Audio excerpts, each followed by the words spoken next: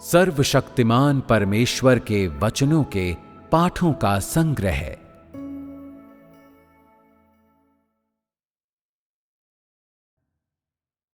जिन्हें पूर्ण बनाया जाना है उन्हें शुद्धिकरण से अवश्य गुजरना चाहिए।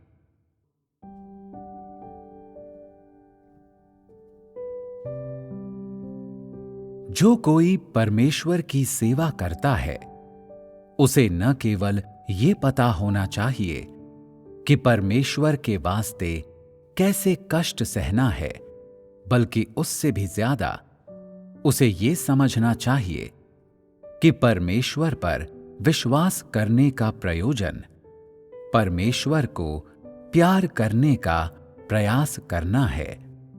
परमेश्वर द्वारा तुम्हारा उपयोग सिर्फ तुम्हें शुद्ध करने या तुम्हें पीड़ित करने के लिए नहीं है, बल्कि वो तुम्हारा उपयोग इसलिए करता है ताकि तुम उसके कार्यों को जानो, मानव जीवन के सच्चे महत्व को जानो और विशेष रूप से तुम ये जानो कि परमेश्वर की सेवा करना कोई आसान काम नहीं है। परमेश्वर के कार्य का अनुभव करना अनुग्रह का आनंद लेने के बारे में नहीं है, बल्कि उसके प्रति तुम्हारे प्रेम के कारण कष्ट सहने के बारे में है। चूंकि तुम परमेश्वर के अनुग्रह का आनंद लेते हो, इसलिए तुम्हें परमेश्वर की ताड़ना का भी आनंद अवश्य लेना चाहिए। तुम्हें इन सभी चीजों का अनुभव अवश्य करना चाहिए। तुम परमेश्वर द्वारा प्रबुद्धता को अपने अंदर अनुभव कर सकते हो और तुम ये अनुभव भी कर सकते हो कि कैसे परमेश्वर तुम्हारे साथ व्यवहार करता तथा न्याय करता है। इस प्रकार तुम्हारा अनुभव व्यापक होता है। परमेश्वर ने तुम पर न्याय और ताड़ना का काम किया है। परमेश्वर के वचन ने तुम्हारे साथ व्यवहार किया है, लेकिन इतना ही नहीं, इसने तुम्हें प्रबुद्ध और रोशन भी किया है। जब तुम नकारात्मक और कमजोर होते हो तो परमेश्वर तुम्हारे लिए चिंता करता है। ये सब तुम्हें ये ज्ञात कराने के लिए है कि मनुष्य के बारे में सब कुछ परमेश्वर के आयोजन के अंतर्गत है। तुम सोच सकते हो कि परमेश्वर पर विश्वास करना कष्ट सहने के बारे में है या उसके लिए कई चीजें करना है। शायद तुम सोचो कि परमेश्वर में विश्वास का प्रयोजन तुम्हारी देह की शांति के लिए है या इसलिए है कि तुम्हारी जिंदगी में सब कुछ ठीक रहे या इसलिए कि तुम आराम से रहो, सब कुछ में सहज रहो। परंतु इनमें से कोई भी ऐसा उद्देश्य नहीं है जिसे लोगों को परमेश्वर पर अपने विश्वास के साथ जोड़ना चाहिए। यदि तुम इन प्रयोजनों के लिए विश्वास करते हो तो तुम्हारा दृष्टिकोण गलत है और तुम्हें पूर्ण बनाया ही नहीं जा सकता है। परमेश्वर के कार्य, परमेश्वर का धार्मिक स्वभाव, उसकी बुद्धि, उसके वचन और उसकी अद्भुतता और अगाधता, इन सभी बातों को मनुष्यों को अवश्य समझना चाहिए। इस समझ को पा लेने के बाद तुम्हें इसका उपयोग अपने हृदय के व्यक्तिगत अनुरोधों, आशाओं और धारणाओं से छुटकारा पाने के लिए करना चाहिए। केवल इन्हें दूर करके ही तुम परमेश्वर के द्वारा मांग की गई शर्तों को पूरा कर सकते हो। केवल ऐसा करने के माध्यम से ही तुम जीवन प्राप्त कर सकते हो और परमेश्वर को संतुष्ट कर सकते हो। परमेश्वर पर विश्वास करना उसे संतुष्ट करने के वास्ते और उस स्वभाव को जीने के लिए है जो वो अपेक्षा करता है, ताकि इन अयोग्य लोगों के समूह के माध्यम से परमेश्वर के कार्यकलाप और उसकी महिमा प्रदर्शित हो सके। परमेश्वर पर विश्वास करने के लिए यही सही दृष्टिकोण है और ये वो लक्ष्य भी है जिसे तुम्हें खोजना चाहिए। परमेश्वर पर विश्वास करने के बारे में तुम्हारा सही दृष्टिकोण होना चाहिए और तुम्हें परमेश्वर के वचनों को प्राप्त करने का प्रयास करना चाहिए। तुम्हें परमेश्वर के वचनों को खाने और पीने की आवश्यकता है और तुम्हें सत्य को जीने और विशेष रूप से उसके व्यावहारिक कर्मों को देखने, संपूर्ण ब्रह्मांड में उसके अद्भुत कर्मों को देखने और साथ ही देह में उसके द्वारा किए जाने वाले व्यावहारिक कार्य को देखने में सक्षम होना चाहिए।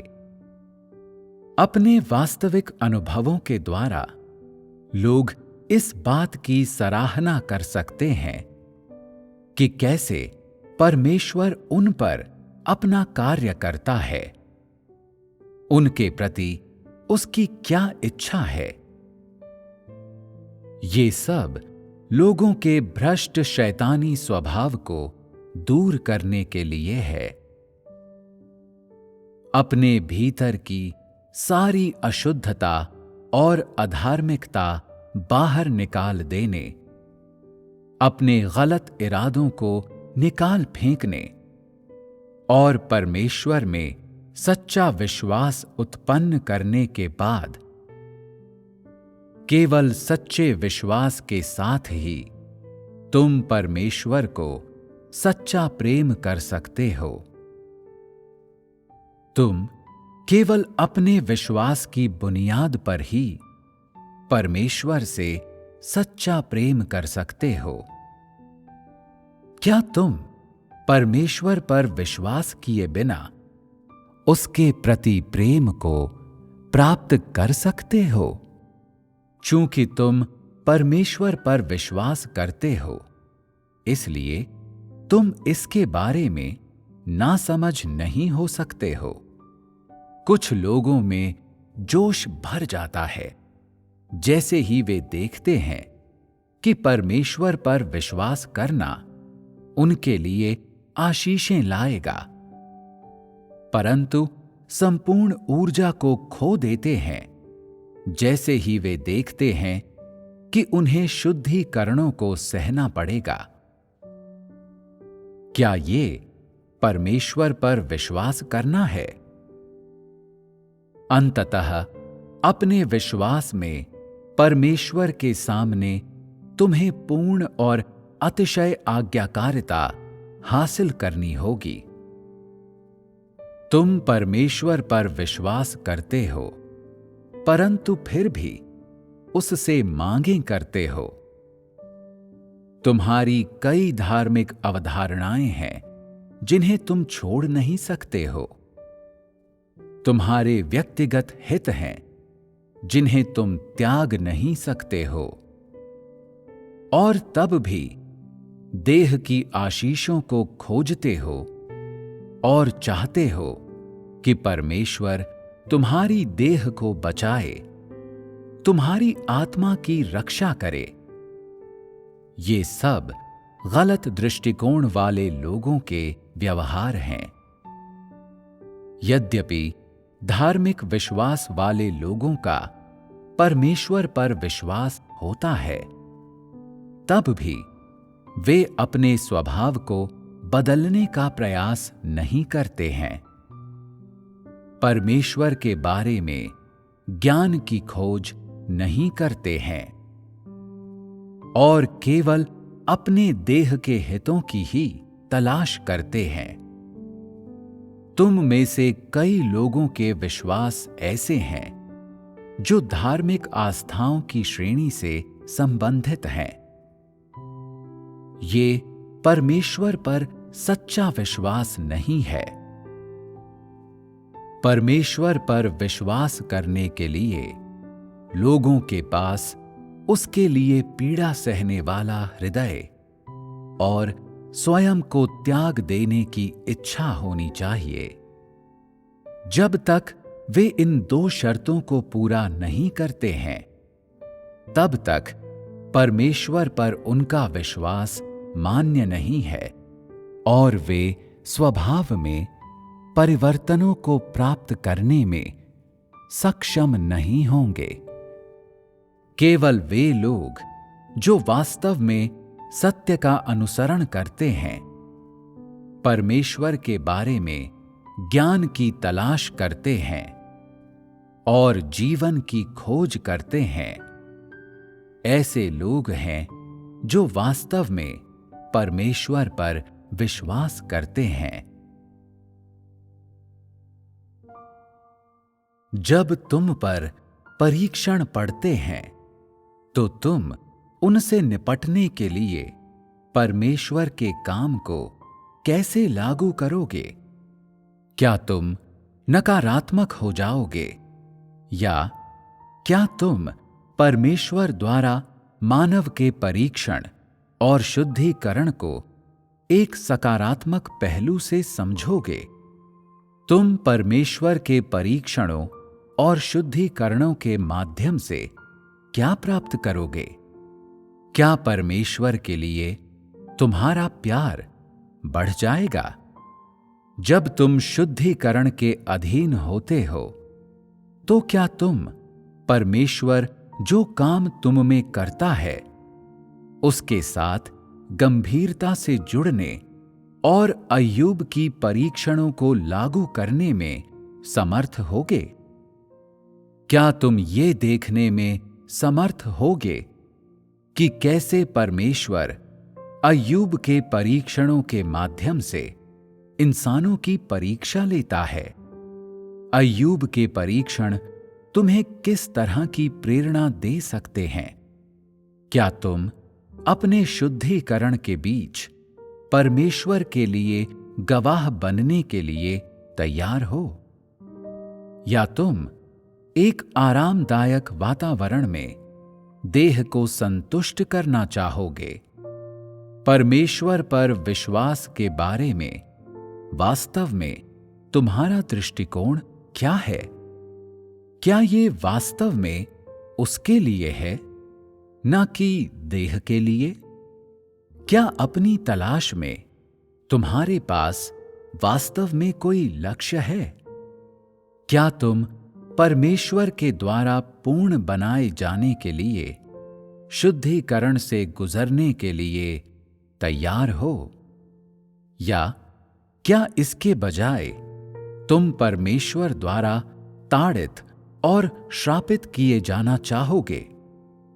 परमेश्वर के लिए गवाही देने के मामले को तुम वास्तव में कैसे देखते हो? कुछ निश्चित परिवेशों में परमेश्वर के लिए वास्तव में एक गवाही देने के लिए लोगों को क्या करना चाहिए? चूंकि व्यावहारिक परमेश्वर ने तुम में बहुत सा वास्तविक कार्य दर्शाया है, तो फिर तुम में हमेशा छोड़ने का विचार क्यों रहता है? क्या परमेश्वर में तुम्हारा विश्वास परमेश्वर के लिए है? तुम लोगों में से ज्यादातर के लिए तुम्हारा विश्वास उस गणना का हिस्सा है जो तुम अपनी ओर से अपने व्यक्तिगत लाभ के लिए करते हो। बहुत कम लोग परमेश्वर के लिए परमेश्वर में विश्वास करते हैं। क्या ये विद्रोहशीलता नहीं है? शुद्धिकरण का काम का उद्देश्य मुख्य रूप से लोगों के विश्वास को पूर्ण बनाना है। अंत में ये हासिल होता है कि तुम छोड़ना तो चाहते हो, लेकिन साथ ही तुम ऐसा कर नहीं पाते हो। कुछ लोग लेश मात्र आशा से भी वंचित होकर भी अपना विश्वास रखने में समर्थ होते हैं और लोगों को अपने भविष्य के संबंध में अब और कोई भी आशा नहीं होती। केवल इस समय ही परमेश्वर द्वारा शुद्धिकरण का समापन होगा। इंसान अभी भी जीवन और मृत्यु के बीच मंडराने के चरण तक नहीं पहुंचे हैं।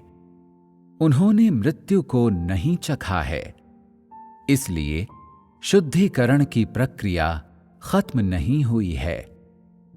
यहां तक कि जो सेवा करने वालों के चरण पर थे, उनका भी अतिशय शुद्धिकरण नहीं हुआ। अय्यूब चरम शुद्धिकरण से गुजरा था और उसके पास भरोसा रहने के लिए कुछ नहीं था। लोगों को भी उस स्थिति तक शुद्धिकरण से अवश्य गुजरना चाहिए जहां उनके पास कोई उम्मीद नहीं रह जाती है और भरोसा करने के लिए कुछ नहीं होता। केवल यही सच्चा शुद्धिकरण है। सेवा करने वालों के समय के दौरान अगर तुम्हारा दिल हमेशा परमेश्वर के सामने शांत रहा, इस बात की परवाह किए बिना कि परमेश्वर ने क्या किया और बात की परवाह किए बिना कि तुम्हारे लिए उसकी इच्छा क्या थी, तुमने हमेशा उसकी व्यवस्थाओं का पालन किया, तब मार्ग के अंत में तुम परमेश्वर ने जो कुछ किया है वो सब कुछ समझ जाओगे। तुम अय्यूब के परीक्षणों से गुजरते हो और इसी समय तुम पतरस के परीक्षणों से भी गुजरते हो। जब अय्यूब की परीक्षा ली गई तो उसने गवाही दी और अंत में उसके सामने यहोवा प्रकट हुआ था। उसके गवाही देने के बाद ही वो परमेश्वर का चेहरा देखने के योग्य हुआ था। ये क्यों कहा जाता है, मैं गंध की भूमि से छिपता हूं, लेकिन खुद को पवित्र राज्य को दिखाता हूं? इसका मतलब ये है कि जब तुम पवित्र होते हो और गवाही देते हो, केवल तभी तुम परमेश्वर का चेहरा देखने का गौरव प्राप्त कर सकते हो। यदि तुम उसके लिए गवाह नहीं बन सकते हो, तो तुम्हारे पास उसके चेहरे को देखने का गौरव नहीं है। यदि तुम शुद्धिकरण का सामना करने में पीछे हट जाते हो या परमेश्वर के विरुद्ध शिकायत करते हो, इस प्रकार परमेश्वर के लिए गवाह बनने में विफल हो जाते हो और शैतान की हंसी का पात्र बन जाते हो, तो तुम्हें परमेश्वर का प्रकटन प्राप्त नहीं होगा। यदि तुम अय्यूब की तरह हो, जिसने परीक्षणों के बीच अपनी स्वयं की देह को धिक्कारा था और परमेश्वर के विरुद्ध शिकायत नहीं की थी और अपने शब्दों के माध्यम से शिकायत या पाप किए बिना अपनी स्वयं की देह का तिरस्कार करने में समर्थ था, तो ये गवाह बनना है। जब तुम किसी निश्चित अंश तक शुद्धिकरणों से गुजरते हो और फिर भी अय्यूब की तरह हो सकते हो, परमेश्वर के सामने सर्वथा आज्ञाकारी और उससे किसी अन्य अपेक्षा या तुम्हारी धारणाओं के बिना, तब परमेश्वर तुम्हें दिखाई देगा। अभी परमेश्वर तुम्हें दिखाई नहीं देता है, क्योंकि तुम्हारी अपनी बहुत सी धारणाएं हैं, व्यक्तिगत पूर्वाग्रह, स्वार्थी विचार, व्यक्तिगत अपेक्षाएं और दैहिक हित हैं, और तुम उसका चेहरा देखने के योग्य नहीं हो। यदि तुम परमेश्वर को देखते तो तुम उसे अपनी स्वयं की धारणाओं से मापते। ऐसा करते हुए उसे सलीब पर चढ़ा दिया जाता। यदि तुम पर कई चीजें आ पड़ती हैं जो तुम्हारी धारणाओं के अनुरूप नहीं हैं, परंतु फिर भी तुम उन्हें एक ओर करने और इन चीजों से परमेश्वर के कार्यों का ज्ञान पाने में समर्थ हो, और शुद्धिकरण के बीच तुम परमेश्वर के प्रति प्यार से भरा अपना हृदय प्रकट करते हो, तो ये गवाह होना है। यदि तुम्हारा घर शांतिपूर्ण है, तुम देह के आराम का आनंद लेते हो, कोई भी तुम्हारा उत्पीड़न नहीं करता है, और कलीसिया में तुम्हारे भाई बहन तुम्हारा आज्ञा पालन करते हैं, तो क्या तुम परमेश्वर के लिए प्यार से भरा अपना हृदय प्रदर्शित कर सकते हो? क्या ये परिस्थिति तुम्हारा शुद्धिकरण कर सकती है? ये केवल शुद्धिकरण के माध्यम से है कि परमेश्वर के लिए तुम्हारा प्यार दर्शाया जा सकता है, और केवल तुम्हारी धारणाओं के विपरीत घटित होने वाली चीजों के माध्यम से ही तुम पूर्ण बनाए जा सकते हो।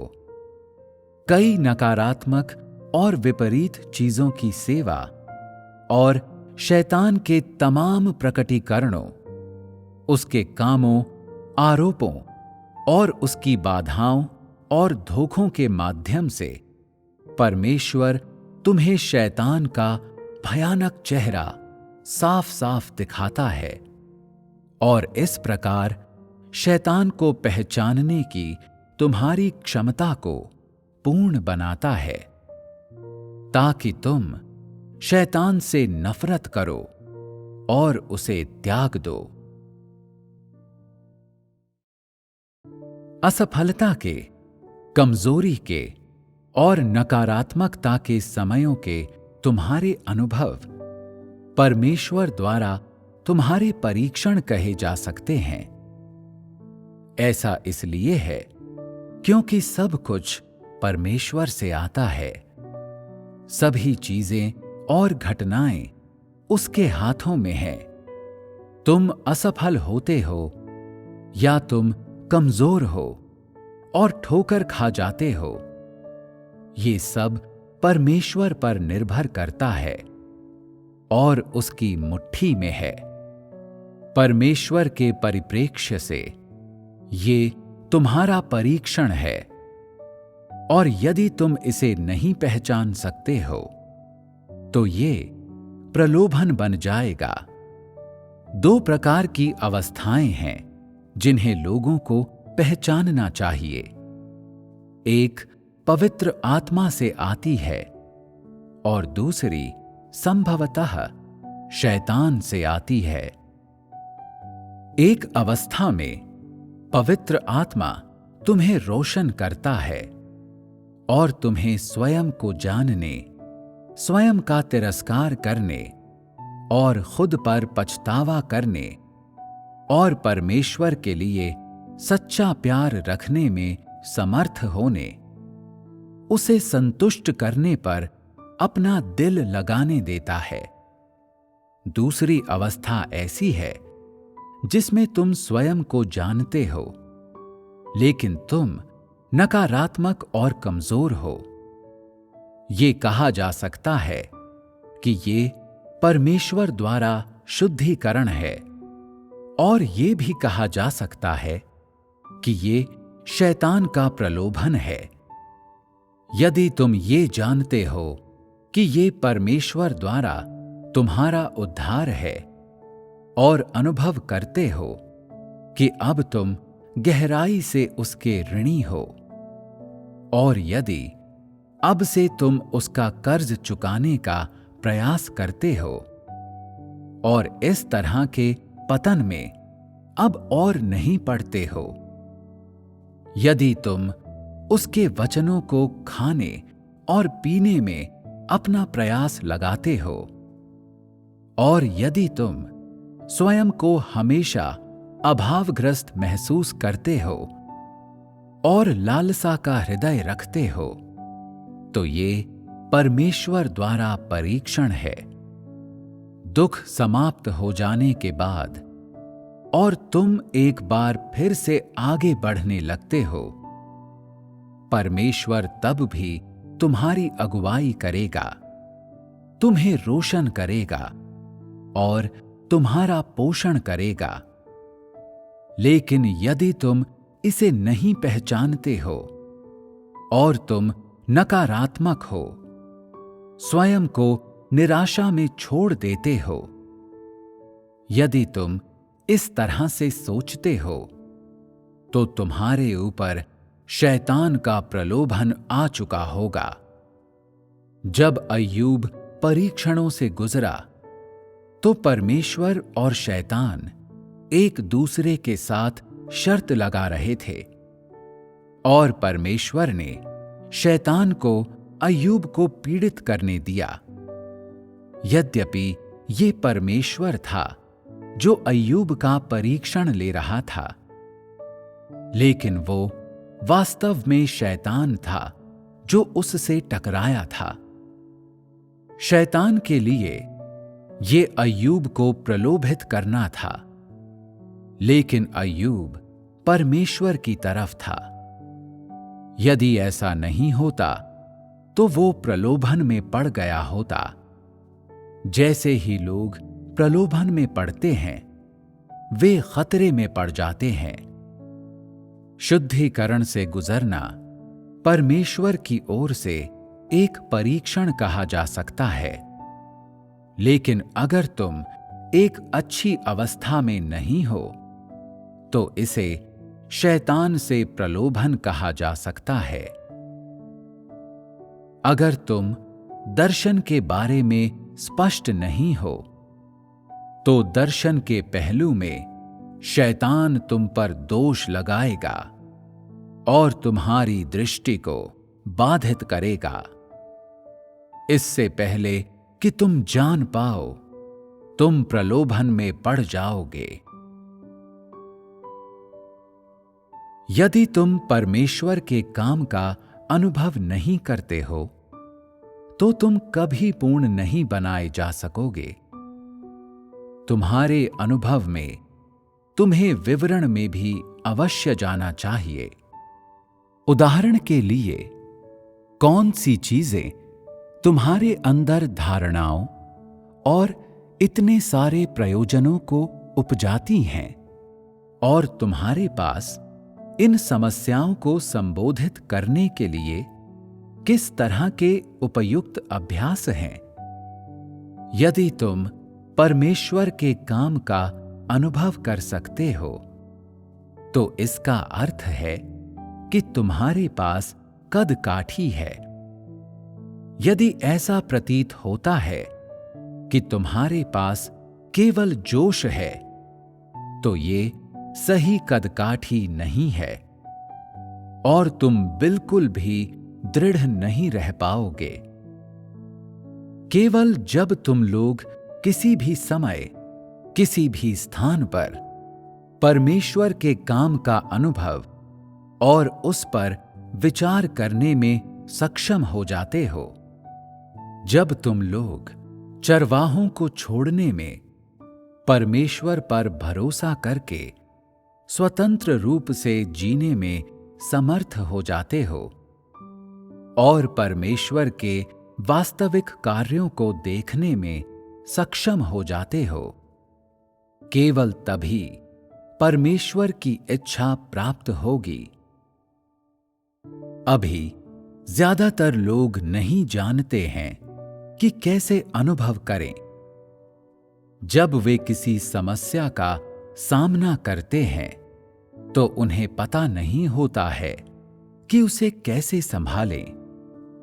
वे परमेश्वर के काम का अनुभव नहीं कर सकते हैं और वे एक आध्यात्मिक जीवन नहीं बिता सकते हैं। तुम्हें परमेश्वर के वचनों और काम को अपने व्यावहारिक जीवन में अवश्य अपनाना चाहिए। कभी कभी परमेश्वर तुम्हें एक निश्चित प्रकार की अनुभूति देता है, एक एहसास जिसके कारण तुम अपना आंतरिक आनंद खो देते हो और परमेश्वर की उपस्थिति को खो देते हो। कुछ इस तरह कि तुम अंधकार में डूब जाते हो। ये एक प्रकार का शुद्धिकरण है।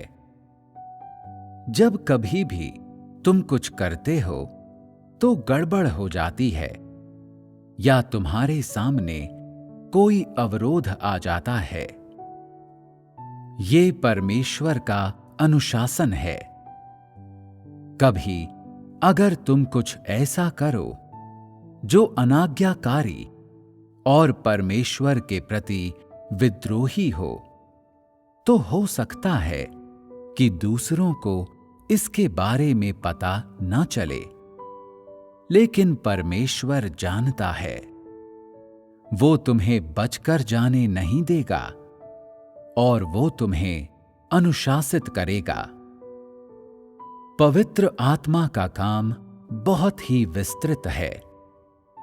वो लोगों के हर वचन और कार्य को, उनकी हर क्रिया और हरकत को और उनकी हर सोच और विचार को ध्यानपूर्वक देखता है, ताकि लोग इन चीजों के बारे में आंतरिक जागरूकता पा सकें।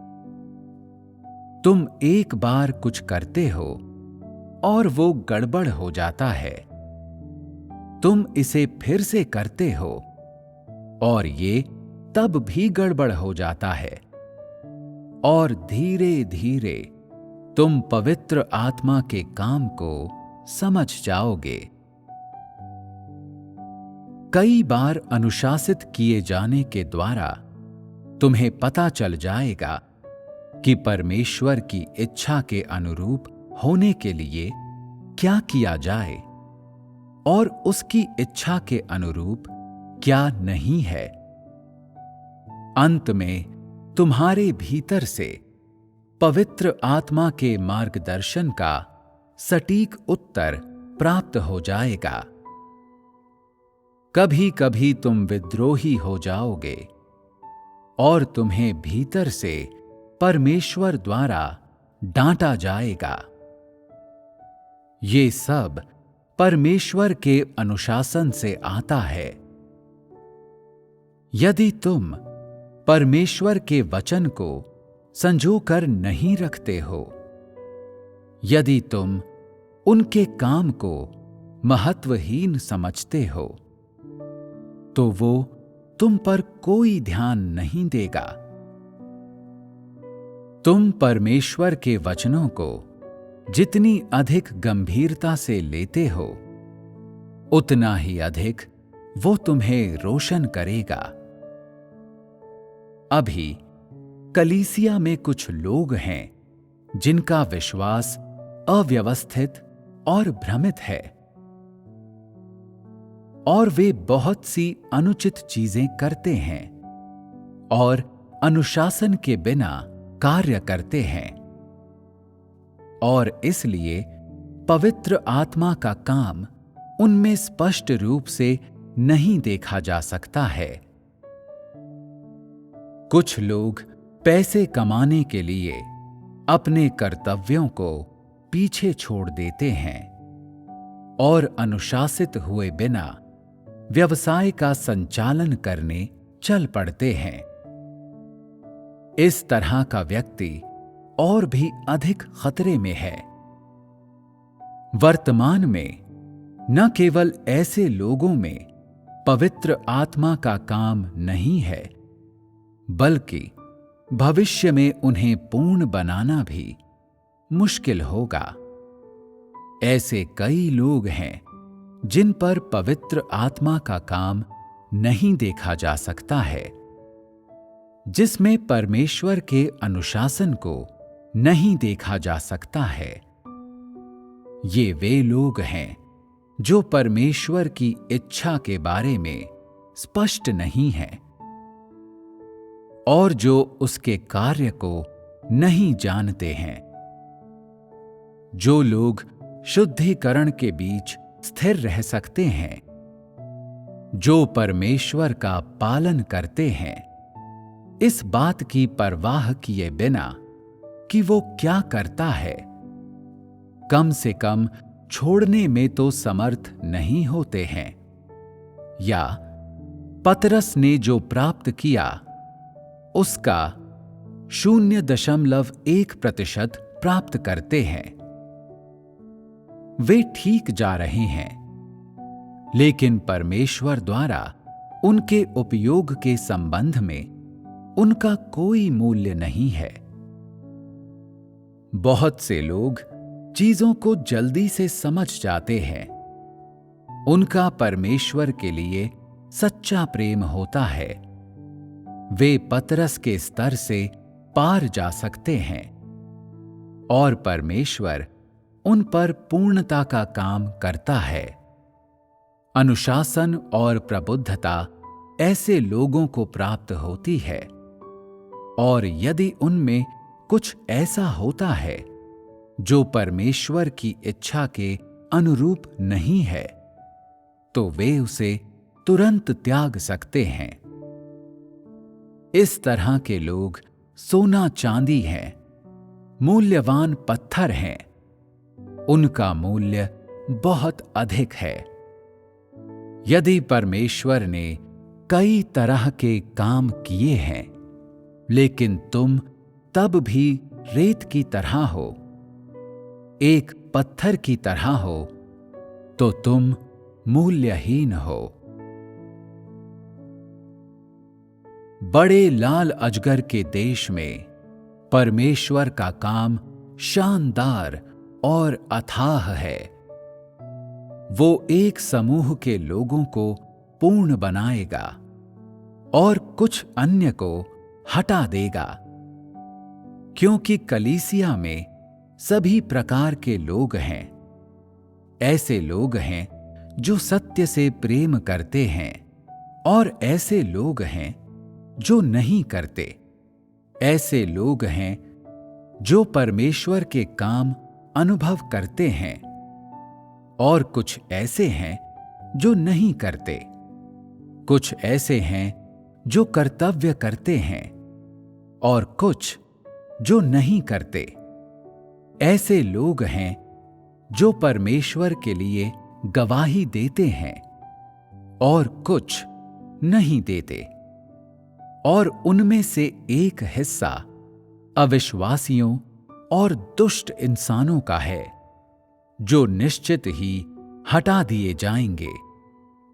यदि तुम स्पष्ट रूप से परमेश्वर के काम को नहीं जानते हो, तो तुम नकारात्मक होगे। ऐसा इसलिए है क्योंकि परमेश्वर का काम केवल अल्पसंख्या के लोगों में ही देखा जा सकता है। उस समय यह स्पष्ट हो जाएगा कि कौन सचमुच परमेश्वर से प्यार करता है और कौन नहीं। जो लोग सचमुच परमेश्वर से प्यार करते हैं, उनके पास पवित्र आत्मा का काम है। जो सचमुच उससे प्यार नहीं करते हैं, वे उसके काम के प्रत्येक चरण के माध्यम से प्रकट किए जाएंगे। वे निष्कासन की वस्तुएं बन जाएंगे। ये लोग जीतने के कार्य के दौरान प्रकट किए जाएंगे। उनमें पूर्ण बनाए जाने के लिए कोई मूल्य नहीं है। जो पूर्ण बनाए गए हैं, वे पूरी तरह से परमेश्वर द्वारा प्राप्त कर लिए गए हैं और पतरस की तरह परमेश्वर को प्रेम करने में सक्षम हैं। जिन लोगों को जीत लिया गया है, उनके पास सहज प्रेम नहीं है, बल्कि केवल निष्क्रिय प्रेम है, और वे परमेश्वर से प्रेम करने के लिए बाध्य हैं। सहज प्रेम व्यावहारिक अनुभव के माध्यम से प्राप्त समझ के माध्यम से विकसित होता है।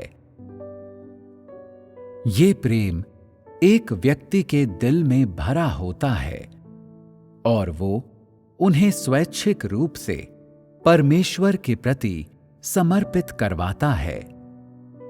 परमेश्वर के वचन उनकी नींव बन जाते हैं और वे परमेश्वर के लिए कष्ट सहने में समर्थ हो जाते हैं। निस्संदेह ये ऐसी चीजें हैं जो उसके पास होती हैं, जिसे परमेश्वर द्वारा पूर्ण बनाया जा चुका है। यदि तुम केवल जीते जाने के लिए प्रयास करते हो, तो तुम परमेश्वर के लिए गवाही नहीं दे सकते हो। यदि परमेश्वर केवल लोगों को जीतने के माध्यम से ही उद्धार का लक्ष्य प्राप्त करता है,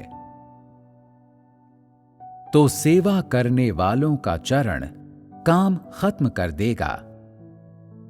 लेकिन लोगों को जीतना परमेश्वर का अंतिम लक्ष्य नहीं है। उसका अंतिम लक्ष्य लोगों को पूर्ण बनाना है। इसलिए बजाय ये कहने के कि ये चरण जीतने का कार्य है,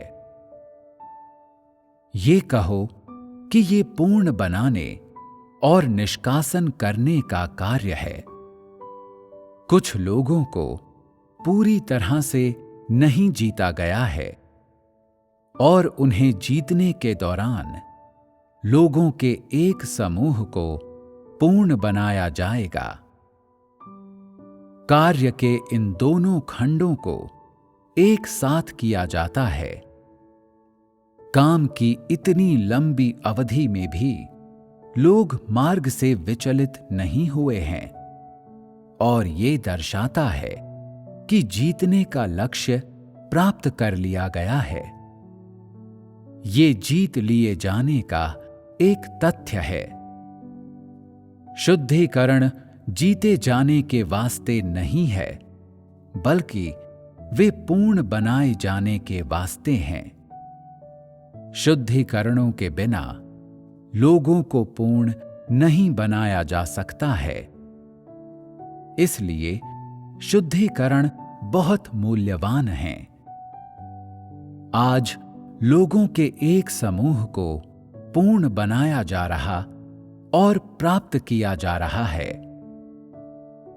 पहले उल्लेख किए गए सभी 10 आशीषों का लक्ष्य वे लोग थे जिन्हें पूर्ण बनाया जा चुका है। धरती पर उनकी छवि बदलने के बारे में हर चीज उन पर लक्षित है जिन्हें पूर्ण बनाया जा चुका है। जिन लोगों को पूर्ण नहीं बनाया गया है, वे परमेश्वर के वादों को पाने के योग्य नहीं हैं।